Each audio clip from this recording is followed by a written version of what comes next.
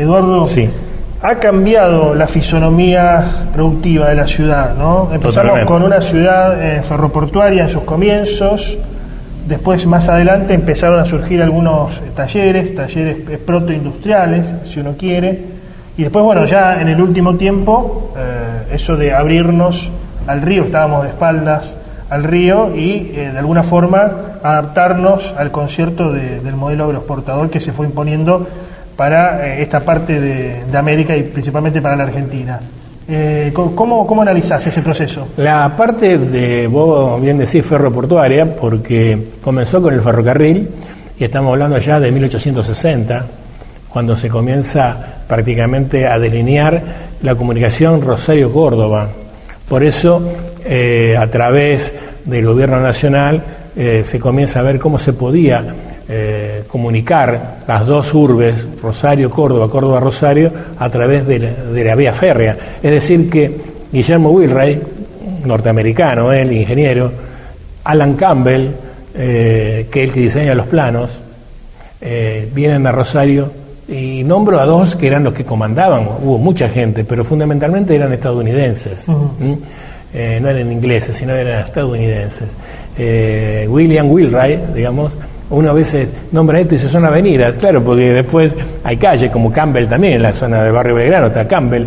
Entonces, comenzaron a diseñar, y vos fíjate que en 1868, durante el gobierno prácticamente de Sarmiento, terminando Mitre y ya con Sarmiento, comienza a habilitarse el tránsito, y eso fue para Rosario un boom. El problema que tuvo Rosario después que las rutas le hicieron al lado de las vías. Vos fíjate que las rutas están al lado de las vías. Es decir, entonces, hoy hay pueblos que han quedado prácticamente como abandonados, porque eran la comunicación del ferrocarril, y la ruta no iba hacia adentro, iba paralelo. Vos fíjate, vos vas a Córdoba y tenés la vía al lado, la tenés paralela al lado. Entonces, ¿cuál es el problema? Es decir, las rutas camineras no se hicieron en función de buscar otra característica, se hicieron en función de las vías férreas. Las vías férreas en la Argentina están mal trazadas, es todo en sentido radial, están todas hacia Buenos Aires. Sí, convengamos que era un modelo ferroviario, un diagrama ferroviario pensado para empezar y terminar en Buenos Aires. El famoso modelo embudo, ¿no? Va todo en Buenos Aires. Vos ves las vías férreas, cómo transitaban. O sea, no se pensaba en las economías regionales. No, para nada. Era todo parecía una tela de araña, pero con un centro, y encima Buenos Aires está a un costado. Está a un costado en el sentido de, vos fíjate que los principales países europeos, la capital está en el centro. Mira lo que es Madrid, lo que es Berlín, lo que es París, el mismo Roma, están todos en el centro del país. ¿Cuándo empiezan a aparecer, Eduardo, los primeros tallercitos industriales, protoindustriales? Y bueno, con la habilitación de distintas el ferrocarril Belgrano, el ferrocarril Mitre, que son los que estuvieron acá, en Pérez, por ejemplo. Pérez fue un lugar de los talleres de Pérez, donde hoy está el shopping Alto Rosario, los talleres también había ahí. Toda la gente se asombraba cuando tiraron abajo el paredón por calle Junín, que había del otro lado, eran todos los galpones del ferrocarril. Es decir, ahí comenzó prácticamente la década del 20, del 30, ahí comenzó la parte del ferrocarril, ¿no es cierto? Porque tuvieron una característica importante, y después, cuando se habilita el ferrocarril en 1868, recién el puerto en 1902. Había antes, pero el 26 de octubre de 1902 comienza la construcción del nuevo puerto de Rosario, viniendo Roca, acá Julio Argentino Roca, a habilitarlo, pero ya había otros puertos más pequeños que habían comenzado a trabajar, pero el inicio del puerto de Rosario es de 1902, es prácticamente 40 años después del ferrocarril, pero ahí se convirtió en una ciudad ferroportuaria. Ese desarrollo industrial en un momento fue profundizado por las circunstancias internacionales del periodo de entreguerras, donde las economías, luego de la caída de Wall Street en 1929, se cerraban sobre sí mismas, y hubo que de alguna manera empezar a producir lo que antes se importaba, ¿no? Evidentemente. Claro, pero vos fíjate que la caída de Wall Street en Estados Unidos también benefició en parte a la Argentina y en parte a Rosario. No te olvides que en aquel momento hasta nos llamaron el granero del mundo, fábrica de campeones por el ganado, digamos. nosotros comenzamos a vender mucho hacia Estados Unidos fundamentalmente. La caída de Wall Street para ellos fue terrible, y a nosotros en parte algo nos benefició, ¿no es cierto? Porque empezamos a exportar. Y bueno, la Segunda Guerra estimo que también habrá... Y la Segunda Guerra, claro, en aquel momento con la caída de Wall Street y también después de la Primera Guerra Mundial, mucha inmigración tuvimos nosotros, mucha inmigración del sur de Europa. Pues fíjate que muchos, en un momento había más españoles que italianos, después un poco se dio vuelta, después se emparejó.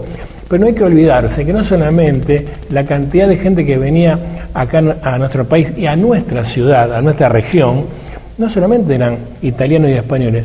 Vos sabés que hay una colectividad que mucha gente se olvida, de gran cantidad de inmigrantes croatas. Una gran cantidad de inmigrantes croatas, de galeses, también de polacos, de alemanes, de ingleses que llegaron aquí, austríacos, y a veces dicen, no, la pampa gringa por, digamos, por Italia, o por la pampa gallega, mal llamada, ¿no? Porque gallegas son los de Galicia, ¿no? Y acá vinieron españoles de cualquier lugar de España, pero vos fíjate que hay muchas colectividades que hicieron su presencia en la zona de Rosario y área de influencia, por ejemplo, Aceval es una zona que tiene una gran cantidad de descendientes croatas. Claro, ese modelo de ciudad industrial termina de consolidarse con el peronismo, sí, digamos, ¿no? Sí. Con una presencia fuerte de muchos sindicatos. Y bueno, ahí comienza la parte gremial, ¿no? Bueno, de hecho Perón la supo describir como la capital de la resistencia peronista. Bueno, siempre fue un poco catalogada de esa manera Rosario, ¿no? Principalmente en la zona sur de la ciudad. Sí, por el frigorífico, por el sindicato de la carne. El sindicato de la carne siempre fue un sindicato muy fuerte, el sindicato de Luz y Fuerza también, que cubría todo, digamos, pero el sindicato de la carne fue muy fuerte en su momento, y Perón tuvo mucho que ver en eso. Lo interesante es que era un desarrollo industrial, como decíamos en el comienzo, que promovía la movilidad social ascendente. Sí. Uno nacía pobre, pero no tenía que morir pobre, tenía alternativas, No, tenía posibilidades de crecimiento. Empezaba aprendiendo un oficio. Después estaba las famosas escuelas técnicas, digamos. Claro que... Pero hoy eso no lo tiene Rosario. Y vos fíjate, pero eso también fue una... Hoy en Rosario, si nacés pobre, morís pobre. Bueno, lamentablemente... Salvo algunos casos. Claro, lo que pasa es que también... Vos hablaste recién de las escuelas técnicas, y un poco me involucra por ser docente, aunque ya me jubilé, pero tuve 40 años dando clases. Y las escuelas públicas prácticamente desaparecen con la ley federal, en la década del 90. Antes había escuelas públicas, técnicas públicas, muy pocas privadas, eran todas públicas, donde se podía estudiar hojalatería, carpintería, aeromodelismo. Fábricas, ¿no? Claro, ahí salían oficios. No quiero nombrar ninguna escuela por ninguna, pero todos, técnico constructor, técnico mecánico, técnico electricista, todos eran técnicos, pero sabían. Ahora, esa ciudad, avanzando en el tiempo, porque lamentablemente nos queda poco tiempo, pero va a ir muriendo para dar paso a la ciudad de servicios. Y una ciudad de servicios, no sé si coincidís conmigo, cada vez más exclusiva, ¿no? Cada vez más con más bolsones de pobreza, con gente que no puede ascender socialmente, y esta cosa de las dos ciudades. Una ciudad pujante, la del Río, y hasta si uno quiere, digamos... la ciudad del oro, ¿no? la ciudad más desarrollada, y otra ciudad, la de los barrios, la más venida menos, la que no se quiere mostrar. ¿Cuándo comienza a pasar eso? Y prácticamente, digamos, estamos hablando del 60 para acá, 60, 70. Hubo intendentes que, digamos, que influenciaron sobre los barrios. Hubo intendentes que se dan con el centro. En los últimos años se hacen más obras en el centro que en los barrios. ¿El socialismo ayuda a consolidar ese modelo de ciudad de servicios? Yo recuerdo esto de la Barcelona Argentina. Sí, pero eso de la Barcelona Argentina fue más un verso que otra cosa. Es decir, nada que ver. Uno que conoce pues, Barcelona, nada que ver. No sé por qué a alguno se le ocurrió poner la Barcelona Argentina a Rosario. No tiene nada que ver. Rosario tiene su propia impronta. Su propia característica, su propia... hasta su forma de ser. El rosarino es distinto. Vos vas a cualquier lugar del país y vos decís, vos sos ¿de dónde sos vos? De Rosario, de Santa Fe. No, rosarino. No, rosarino. ¿Viste? Es como haciendo la diferencia. En realidad somos todos santafesinos. Que el que nació en Rosario es rosarino, el que nació en Santa Fe es santafesino, el que nació en Casilda casildense, pero todos somos santafesinos. Ah, no, pero hace la diferencia. Hoy, pleno siglo XXI, año 2024, la ciudad de Rosario, ciudad epicentro de los negocios del modelo agroexportador. Sí, eso sí. Una ciudad y una zona por la pasan miles de millones. Todos los días abre la bolsa de comercio y mira Chicago. Ahora, a los barrios no le queda nada, ¿no? Y los barrios, ¿viste? Hay dos ciudades. Sí, o tres también, Tres. O tres también. ¿Cuál sería la...? Porque tenés la ciudad del centro, la ciudad intermedia y la ciudad prácticamente más decaída. Y la ciudad de la transición, digamos. Sí, claro. Es decir, tenés tres ciudades prácticamente. Pues fíjate que en algún momento hay ciudad A, B y C. Hay ciudades A, B y C.